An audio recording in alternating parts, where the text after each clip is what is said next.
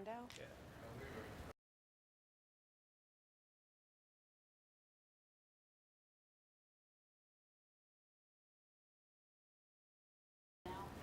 It looks like we're rested. Okay. Welcome to First Time in College Group Advising and Parent Orientation. My name is Debbie Lynch. I'm the Director of Advising and Counseling at Seminole State College of Florida. And my partner here is Alvin Mitchell, also from Advising and Counseling at Seminole State Sanford Ignatius campus. We are going to just cover our agenda for you. Well, first we're going to go over our group advising processes. We're going to hand out some materials and we're going to go over those. Then we're going to talk about our evolution towards parent orientation and why we actually have a parent orientation now. And then we're going to talk about where we are today and sum it up, and then hopefully we'll have some time for questions and answers at the end for you. Okay, so group advisements began at Seminole State back in 2007. And what really was the thinking was we were seeing students in the advising offices every registration period one-on-one.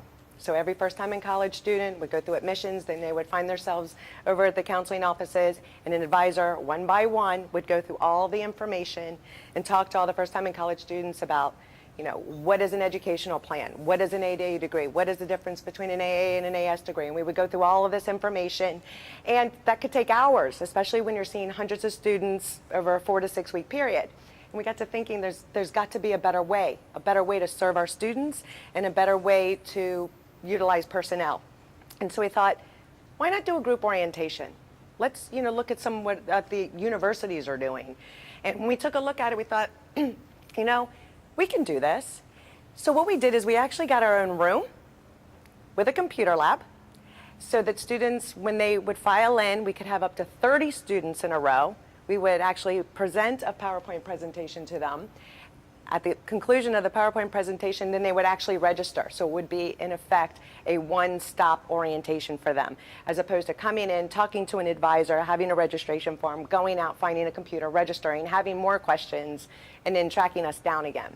We would be right there on the spot, all the way from PowerPoint information, all the way to the registration process. And then what we also thought was, you know what? We have 4 campuses now. We need to have one comprehensive delivery of information to make sure that every student, no matter what campus they were at, was receiving the same amount of information. Because you know how it can get. One advisor's telling students some information and other advisors are telling them others. This way we had one PowerPoint, everybody had the same PowerPoint, everybody was getting the same information. And then we also thought, you know what a better time to start showing students how to utilize our software program, which is PeopleSoft at Seminole State. Because we know students, they walk out and all of a sudden they have a new software program they have to learn as well. And then they, instead of just asking registration questions, they're asking how to actually maneuver through technology. So we thought this is the best time for a learning outcome for these students. Not only would they learn the information that they needed to know as first time in college, not only would they be able to register at the same time, but they'd also learn to navigate the technology so that when they went to self-serve the next semester, they wouldn't have to stand in lines just to ask those technology questions. And then at the same time, what a better use of advising staff. Instead of hundreds of students coming through, first time in college, transfer students, walk-in students, we actually have an FTIC group advisement team. So when we have our group advising sessions, we only have a certain amount of staff being removed from the offices to serve these students.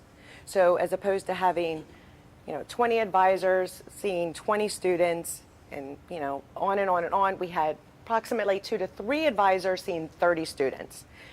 Not only did it make it more efficient for the advising staff, it made it more efficient for students because they're not sitting around watching cable news or something while they're waiting to see an advisor.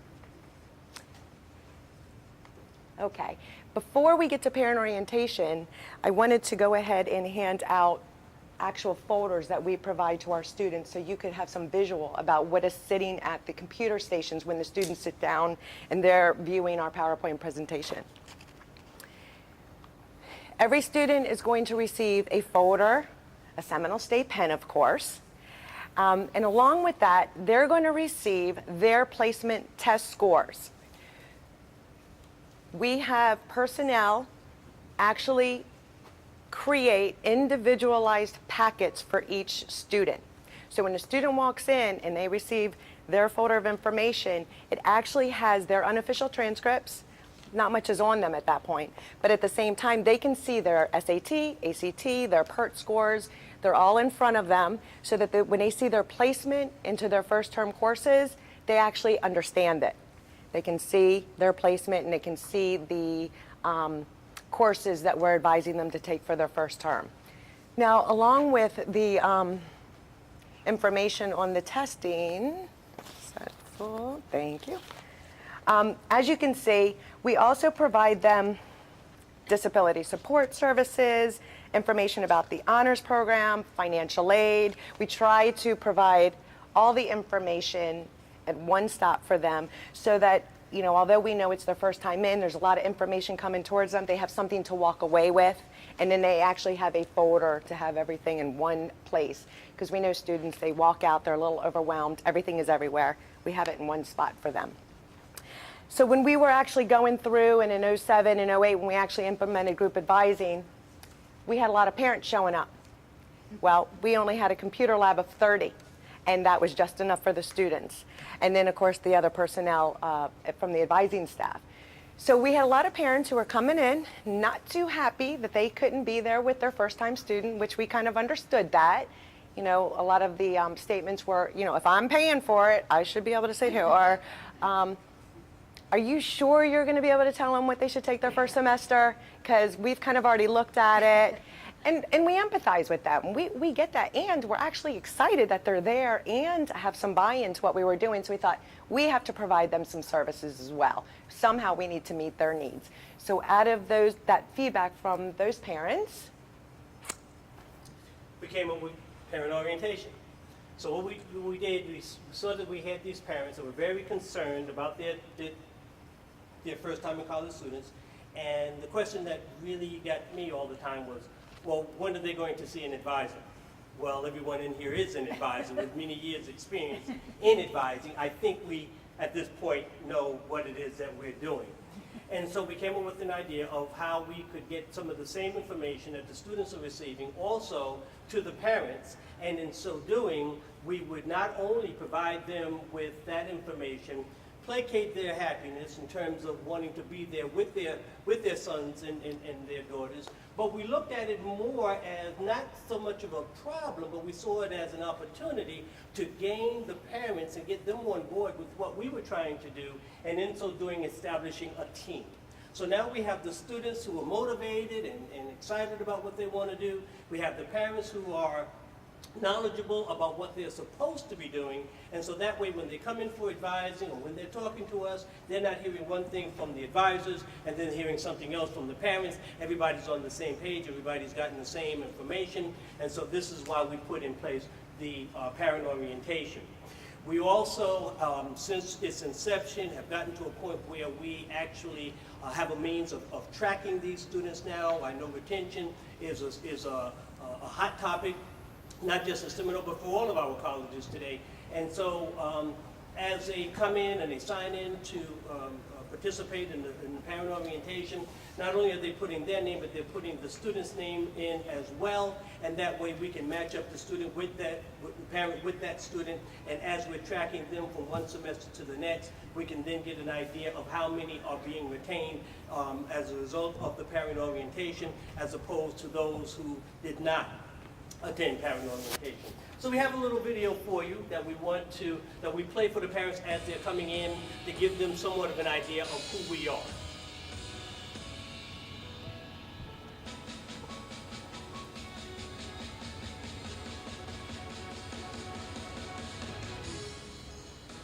Welcome to Seminole State College, where we are dedicated to student success. Choosing a college is one of the most important decisions that your son or daughter will ever make. And we are so pleased that they've chosen Seminole State. I'm a community college graduate myself, and I remember how important that choice was. And your son or daughter will find here the same things that I found at a community college that helped to make me successful today. Faculty who care about students, who are teaching students in a small classroom environment. Support services for students so that whatever they need, it's here for them to be successful. And a dedicated student services staff that's here to help your son or daughter find the right path to a successful future. So on behalf of all of the faculty and staff at Seminole State College, let me say welcome to you. Let me invite you to come on campus often and experience all that there is here, not only for your son or daughter, but for you as well. So in 2008, our then Dean of Students, Patrick English, called Denise Richardson and myself into her office, and we began talking and putting in place our parent orientation. And again, what our focus and our goal was to establish a team wherein we could now address the needs of not only the students, but of the parents as well. It started at our main campus in Sanford Lake Mary, and during that initial offering of this parent orientation, we had well over 100 parents that came out and took part in that orientation. And as I remember, one of the days was a day that was right after a hurricane that we had. So we had a lot of down branches and still a lot of wind and rain that was lingering around. And they still came in because they were that interested in what was going on in terms of their sons and their daughters. And so we continue to improve on the program. We continue to work very hard. That year we had a very good turnout. The very next year we put together a brochure, which was the forerunner of the brochure that you see in your folder right now. The next year was when we started with that video where they can see not just what's going on at Sanford Lake Mary, but what some of the highlights are at all of the other campuses as well. And they can see some of the programs that we offer, because very often they would only see what their son or daughter was doing at the campus they were attending. And this way they were able to get a much broader view of what we did as an institution. The following year, we began working on trying to put all of this online. Right now, we do have something that's being put online. We're tweaking it and perfecting it right now so that if they cannot actually attend the parent orientation, they can view it online. We have found that it is just a better use of resources to provide it for the fall semester as opposed to the fall and the spring. So those that are coming in the spring can also benefit from this information. Or maybe it's something that they saw and they said, well, what did he say about financial aid? I don't quite remember. And so they can then go back and view what that particular segment was about.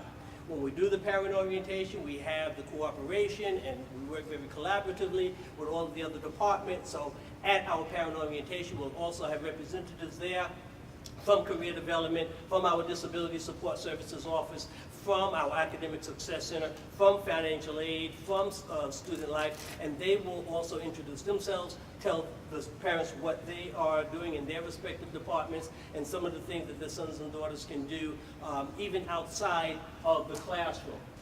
So with the positive feedback that we receive from the surveys that we hand out, we each year try to tweak it, try to make it a little bit better than it was the previous year. And it's been meeting with a great deal of success. So over the period of time that we've been introducing, that we've been presenting the parent orientation, we've had well over 1,300 parents that have come out, that have taken part in this. And again, the feedback, you're always going to get something that someone doesn't like. The room was too cool, or the room was too warm, or you should have had tea instead of coffee, or coffee instead of tea, or both, or neither. So there's always going to be something. But we were more concerned with whether or not they were gaining from the content of what we were doing. Did you feel more connected with the college as a result of attending?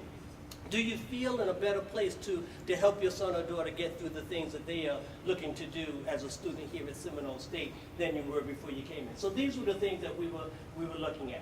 So as I said, we are putting this online even as I speak, so that we can reach those parents who may not be able to attend or who may want some additional information.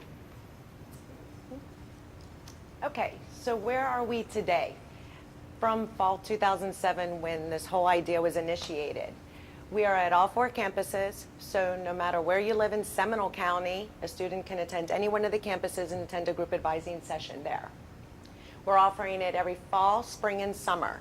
We have made it mandatory that all first-time in college students have to attend a group advising session or they don't register for their first semester. Now, do we block students from enrolling? Never.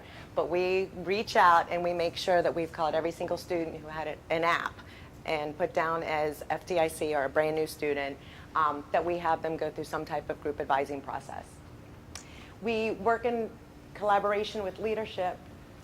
I'm going to just go back one sec. Through feedback from students specifically. We were doing our PowerPoint presentation and we were kind of doing it solo at first, but there was feedback from students. They wanted to know about student government. They wanted to know about student life. They wanted to know about financial aid. Now, we had always had a financial aid representative with us because through the registration process, we all know about accepting and defer. Do not forget to accept and defer. You register, do not forget. The first time we did it, I went home. I was like, yes, we had 100 students today, and I woke up at 2 o'clock in the morning and went, did any of them accept and defer? Did any, and I had like a nightmare, ran to work the next morning and checked everyone because that was something we had missed, the financial aid aspect. We got them to register, but did we get them to actually understand financial aid?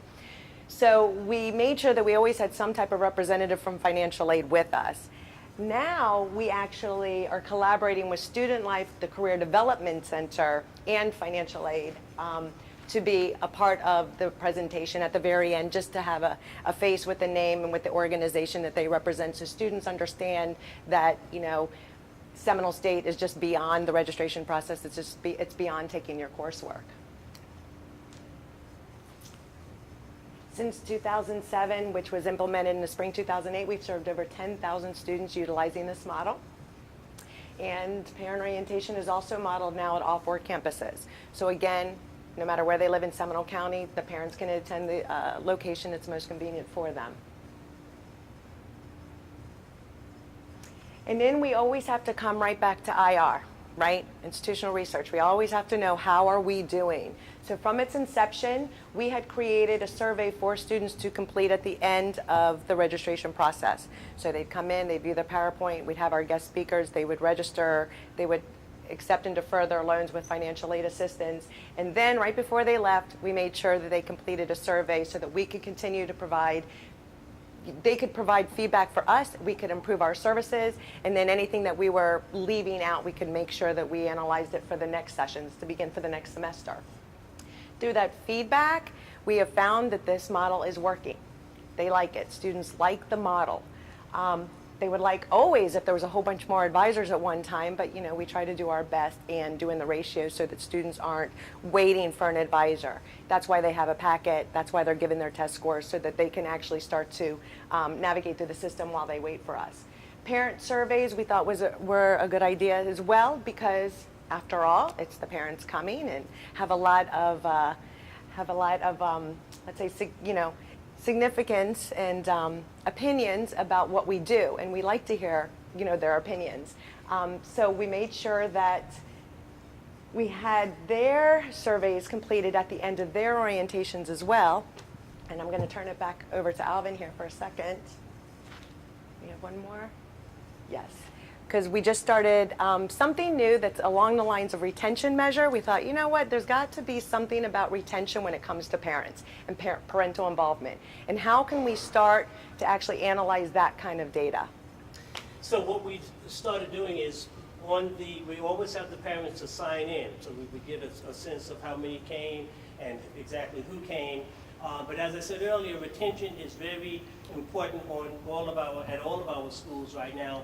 And so what we altered our sign-in sheet, where they now have to not only put their name, but put the name of their son or daughter who is in attendance. And then that way we can match that up and begin to track that student throughout their career at Seminole State, so that we can get an idea of, based on whether or not your parent attended a parent orientation, you went through group advising, your parents came to parent orientation, are you being retained? Are you registering for the next semester? Have you completed? Have you left with a diploma in your hand, as opposed to just a lot of classes that you've taken? So this is something that through the collaborative work of our institutional research department, we've been able to set up this cohort where we can see and actually be able to monitor exactly who came and how are they faring compared to those whose parents did not come. So we can see that over the years that the retention has improved. We see where each year it's gotten a little bit better, a little bit better. We've taken some other measures in terms of retention and trying to identify certain student populations, where they are, if we're losing them, where are we losing them, in terms of number of credit hours completed, in terms of grade point averages, things of this nature. So we run queries, we have a real good idea of who these students are and where we're losing them, and we are taking measures right now in identifying those students, bringing them in, actually meeting with them, and finding out what we can do to make sure that we iron out and remove whatever hindrance, whatever obstacle is standing in their way of graduating, whatever we can do to make that go away. We know that it's not always a matter of grades. We know that it's not always a matter of finances. Sometimes it's something in their personal lives that has contributed to their grades or has contributed to their financial difficulty. This is what we want to know. So we are doing some very intrusive advising and questioning to try to get to the heart of what the problem is so that we can do everything we can to not only improve our numbers in terms of retention and completion, but so that that student can then get what they came to Seminole State to get in the first place, which is a degree. So these are our numbers. As you can see, they have improved, they have increased from one year to the next. So we are actively being very proactive in terms of retention and in terms of really attacking our problem of completion. Excuse me. The data, the numbers that you showed up there, were those the number of, was that retention, fall to spring retention of students whose parents attended parent orientation? No. So what are those numbers? No, we're doing that now. That's what we're doing now. These numbers are fall to spring retention for students who went through FTIC. So we just measured that. So that's group advising participants. This is group advising. So for the fall of 2012, we have just implemented the new survey, which includes the space where the parent would actually put their student's name. And so this semester will be our first cohort group to follow retention for students who came through FTIC along with parents who attended the parent orientation. Thank you. Those groups. So the next time you see all of us, we'll be able to give you that information. That just actually began this fall, because when we started looking at completers and retentions, we thought, you know what, this is a group that we need to follow since we're following our FTIC so closely right now. You might have mentioned this before I came in. How did you advertise the parent orientation? We actually had invitations made up and mailed out to the parents of. So we worked through our admissions department, found out who was actually going to be in attendance, and we sent out an invitation, and on the invitation is printed all of the times of the parent orientations at all of the campuses. So we stagger them so that if you missed the one at Sanford Lake Mary, you can still make the one at Oviedo. If you missed the one at Sanford and Oviedo, you can still make the one in Heathrow. Because we are a larger campus, we will offer two. This past fall, our Altamont campus also offered two. So that was 6 opportunities that parents had to attend the parent orientation. Did you limit the number of people you would have in attendance at each session? And when you go to the online, is that going to be on your main page? How are people going to know about it? How are you going to track those individuals? It's going to be on the main page, and there is a counter in there that I believe that Les is putting in, where we will be able to see how many parents have actually logged in and gone to that particular place. And yes, it is on our main page. So they would go in and then they would go into counseling, and then there was an area for parent orientation. So we would be able to see who's going in and taking advantage of that. We provide a link through the invitation. We started it this fall.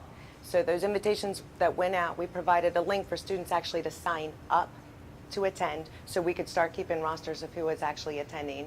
And then we follow up with IR at the end for all the surveys, just to make sure that, you know, who did attend versus who signed up. So we're tracking it in several different ways.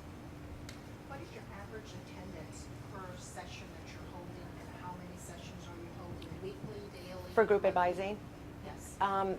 That's a great question. When we began, we weren't sure how to stagger it. And because we started at this main campus at Sanford Lake Mary, we started offering them like 3 days a week. And we thought, well, some people work, so let's do one in the morning, let's do one in the evening, and let's do one in the middle of the afternoon. Somebody could take a late lunch if they're working. Then for the last few years, we were doing it Monday, Wednesday, and Fridays and offering one in the morning and one in the afternoon. Well, as you know, things evolve and advising staff evolves, we thought, you know what? 3 days a week, we are removing staff for group advising sessions for 30 at a time. So what we're doing now is really evolving. We have taken it to a whole new level. We are actually holding it in one of our main theater rooms, one of our 1970 rooms that looks like the old IMAX classrooms, and we're having up to 60 students attend the group advising sessions. Now what we've done is we've decided that transfer students need this information as well. Why not make transfer advising appointments? And so we're actually having our transfer appointments attend the PowerPoint presentation in one large orientation room. And then we kind of do like breakout sessions at the end. So if you get the orange card, you're going to go to the group advising room. And if you get a blue card, you're going to go to the transfer appointment room. And we're trying to see if the large models work for different student groups. So to answer your question, right now for spring registration, we are running one on Tuesday mornings, one on Thursday afternoon, with up to 60 students seats available for each. And also in answer to your question, no, we do not limit the number of parents that can come. If we have to bring out more chairs, we will. At the main campus, that same large theater room is very difficult to fill it up. It holds hundreds of people. And so we never worry about that. In the beginning, we did have an overflow. We actually had to bring out more chairs. We held it in our multi-purpose room, and it overfilled. And so we just kind of packed everybody in there. But that was when we only had it at the main campus. Since we now have it at the other campuses, it has spread out a little bit more. And so that's not really a problem. What does the typical agenda flow looks like For the PowerPoint? for Parent? orientation? I'm sorry, I didn't. What does a typical agenda looks like for the parent orientation? We begin by talking to them about what we are expecting of their students and where they can find that information. So we actually go into the catalog. We talk about the catalog and how important it is for them to be able to access the information that they need from the catalog, which is also offered online. We talk to them about grade point averages. We talk to them about the selection of classes. We talk to them about what happens if your grade point average falls off. We talk to them about being involved in some of the other student groups that are going on at the school. We talk to them about where to go if you're having a problem, how to get in a class, how to come out of a class. So we talk to them about add drop. We talk to them about withdrawal. We talk to them about excess hours. Talk to them generally, very generally, about financial aid, because it could be different for each person, so we don't get into a lot of specifics as it pertains to financial aid. We talk to them about their transcripts. We talk to them about basically everything that they need to know, where to go to get your ID card, where to go to get your parking permit. We try to cover as much as we possibly can so that when they show up that first day of class, they're ready to go in their class as opposed to having all of these other things to think about. So we try to get as much of that done as we possibly can. We talk to them about developmental classes. We talk to them about PERT scores and what would have to, about the fact that they have to have placement tests taken and it being mandatory. So we go into all of that, not only with the student, but then we go over it with the parents as well, so that the students and the parents are getting the same information. Anything in particular on parent restrictions to information? Well, we also definitely talk about FERPA, absolutely, and that's not a real popular topic with them, but we happen to understand this is a federal law, and we cannot afford to violate a federal law simply because you want to know how Johnny's doing. If you really want to know, then Johnny can do the consent form and fill it out, and we can have it on file, and that way you have access to that information. But if you do not do that, we are not going to give you that information, and that is to protect Johnny's rights. We actually have a slide on that too. Yes, the reason I mention that is because I know in my campus we have the helicopter parents. Absolutely. We have quite, quite an interesting experience with that. Yeah. With FERPA? Yes, I'll get phone calls No, and, not just with FERPA, but it's the helicopter parents. They Yeah. come and they're the ones to Yeah. do the registration and Yeah. they do everything. That's The right. student sits and does that. Right. Yeah. and when we began and we were able to get our own computer lab, which was quite a feat, to be able to take a lab for ourselves for, basically for student affairs. When we could only get 30 seats, we thought to ourselves, we're going to have parents not happy about this. Because before, when you were seeing them one-on-one, the parents would come in. Parents, brothers, sisters, it was a family affair that would be sitting in front of you.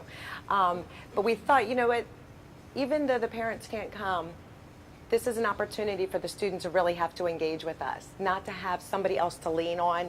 Did you get all that information? Where do we get the parking? They would actually have to focus on the information being provided. And then just also let you know, both PowerPoint presentations have the FERPA slides on there. Absolutely. So we go through it specifically. I will have parents calling me. I don't know if you have high school students, but they have the pins, and students can get in and look at their grades in high school.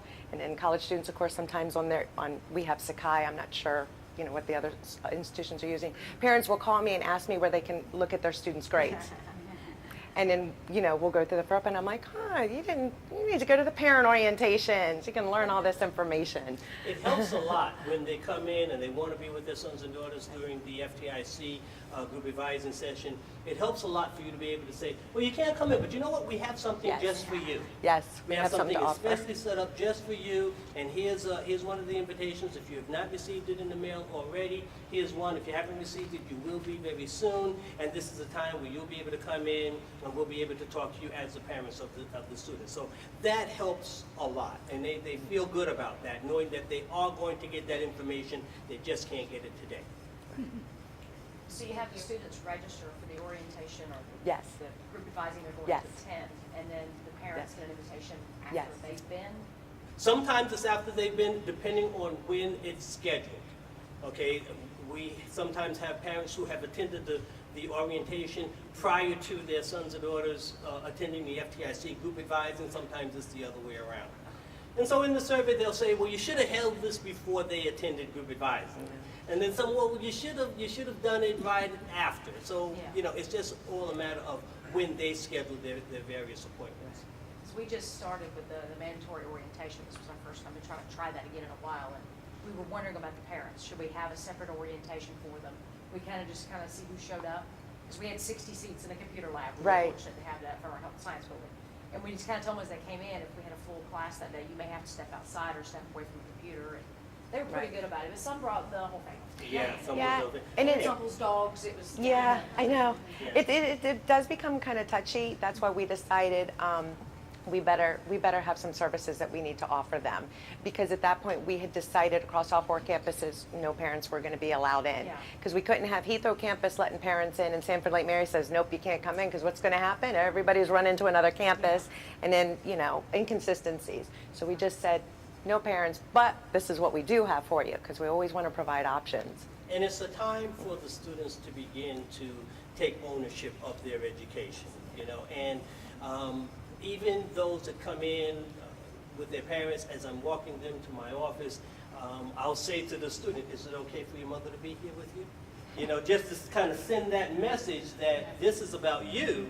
It's not about your mom, it's about you. So if it's not okay, you can say that. And mom, you'll have to wait out here, because they have a right to not have you there should they decide.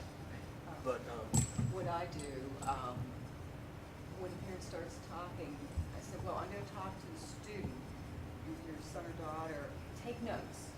Is when I finish with your son or daughter, then if you have questions, then we'll issue you, but I said, this time is for myself and the student. And they got taken back, but they pay attention. But see, we kind of had to remove that. We, with group advising, we no longer have to have those Yeah, awkward yeah, moments. Just, nope, but here is, all the appointments for different parent orientations on all the, here, take this and make an appointment, and we'll be happy to answer any of your questions for you. And as Ms. Lynch said, we do have a sign up where we have a link where they can go and they can RSVP for the campus and for the time and day that they want to attend the parent orientation. Usually they don't. Usually they just show up.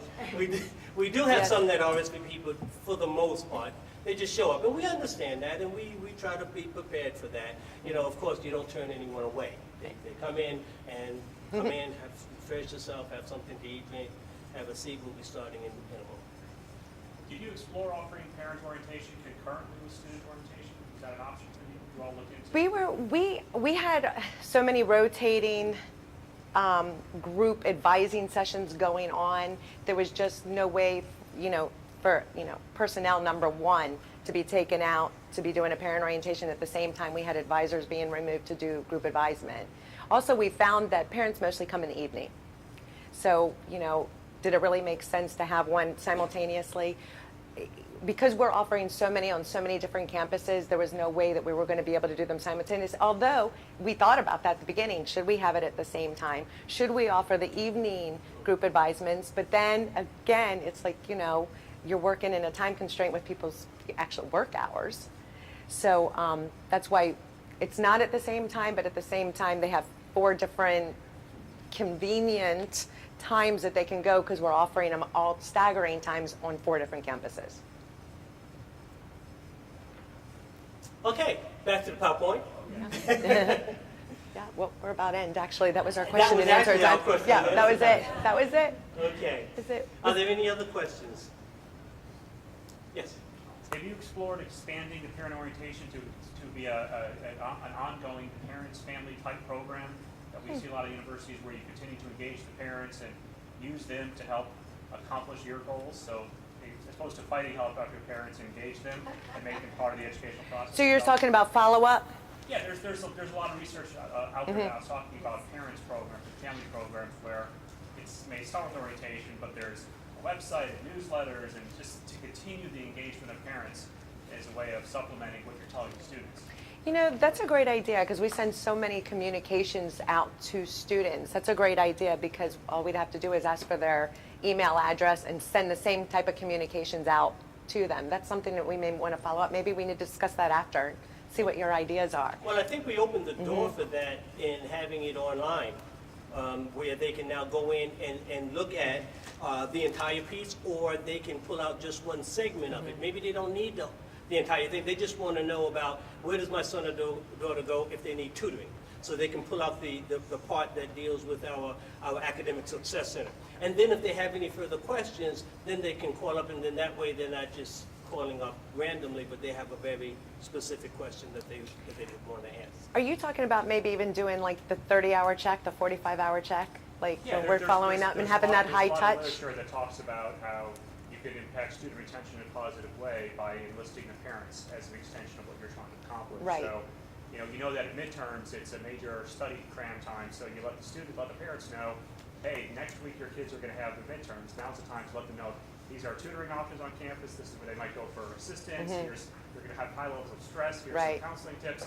So the parents then are talking to students about the things you want them to talk about. Right. And so they're getting it. You're hitting the students multiple ways. You're enlisting them as kind of an extension of your own office. I love that idea. Just to love that. use that as an example, we have someone who comes into our parent orientation who is actually the director of our Academic Success Center, and she points out all of the times that they're open, and most of them don't realize that there's actually math tutoring that's available to them on Sunday. And so this is something that the parents didn't come to find out, and they could then begin to address, instead of watching a football game, maybe you better go over and get some help with the math. So these are the things that they point out, as well as financial aid issues. That we have the assistant director of our financial aid office who's there, who can answer all of their questions. And we usually save her for last because we know that's where most of the questions are going to be. And they're very good about staying. As long as the parents have questions, they'll stay and they'll answer as many questions as they have. Have you had any pushback from the students saying, no, I don't want my parents to have this information? I personally have not. No, we have more of the pushback where the students don't want to attend group advising. Yeah. They just want to go and see an advisor, get registered, and move through. where, you know, we're already saying, okay, so let's talk about that. Let's talk about that, why you want to move through so fast, you know? But as far as the parents not participating, Not really. Not Yeah, really. there hasn't been- The parents look forward to it. The parents really want to come, and sometimes you even have some of the students who are coming with them. I guess maybe they're thinking it's more like open house in high school, and they have to be there, but they do not. But some of them, very few, but some of them actually come. But the parents come, and the overwhelming majority of them say, thank you for doing this. I really appreciate it. This was great. I know so much more now. And so it's been it has been a great deal of positive feedback that we've gotten, more so than negative. I could see if you started notifying parents that midterms were coming up, so that they jump their students about, how did you do in your midterm? I could see you getting some pushback from that pretty quickly.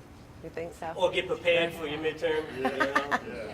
Stop sending them information. Is that- Yes, I wanted to inquire, what component have you, See that, Nick? at this time, I know that it's early, what component have you instituted in terms of peer-to-peer, working within the orientation for students? We For actually- instance, utilizing, your student organizations on campus and how they may impact that peer-to-peer. Because many times what I've found with the new student groups, which I'm very much a part of on my campus, is that the students tend to have a much more relaxed and open and sharing and social engaging once there is a peer that's there.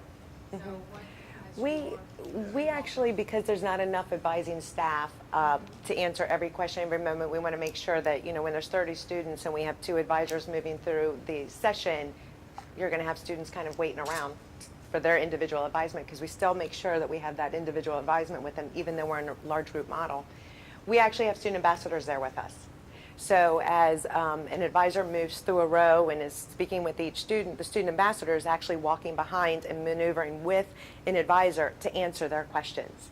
And because the student ambassadors are trained actually specifically to FTIC when they come through their student ambassador training or work study training, we always have a part in there about first time in college and how we actually want them to role model behavior in there and what's expected of them in there, so that they can be a role model to the new students coming through.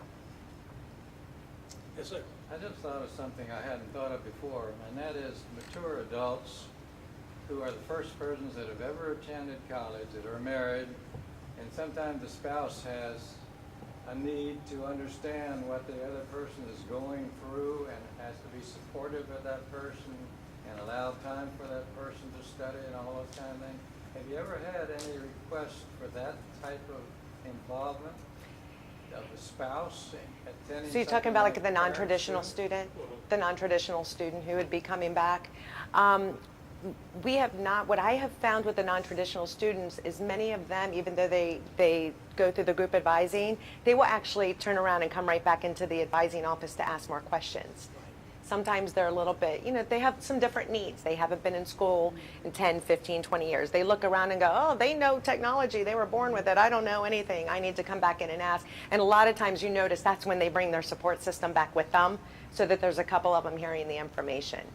As far as having a separate orientation for them, no, we haven't had any feedback specifically. Most of the ones that I've had like that, they would prefer to meet with the advisor kind of one-on-one because they don't want to really ask these types of questions in a public forum. And so when I have them in my office, I share with them some of my experiences, having been a non-traditional student, having gone back to school later after having completed military service and then going back, and my anxiety of whether, wow, am I really going to be able to do this? Am I going to be able to measure up? How do I feel being in a classroom with 18 and 19-year-olds, and here I am, you know, married and with a family? You know, how am I going to stack up? Am I going to be able to do this? And so I'm able to kind of share with them with, you know, some of those experiences and just kind of put them at ease that yes, you can do this. As a matter of fact, and I tell them this very often, you're going to be your teacher's dream. because you're always going to show up prepared. They're never going. My master's degree is in adult education and human resource development, and so I have studied the mature student, and you're always going to show up prepared. They're never going to have to tell you, hey, stop talking, or leave that little boy alone, or sit in your own seat, or any of this stuff. And so you're going to be the dream of your instructor, and you're going to be a much better student than you ever thought you could be. I'm glad to hear that, because with unemployment being what it is today, there are people who are sort of forcing themselves to go to college for the first time, Yeah. know nothing about it, and need support from the spouse to understand what they're Right. involved with. The college, the institution as a whole, is actually looking at that student group as a task force, actually looking at the non-traditional student and how we can start to increase retention, because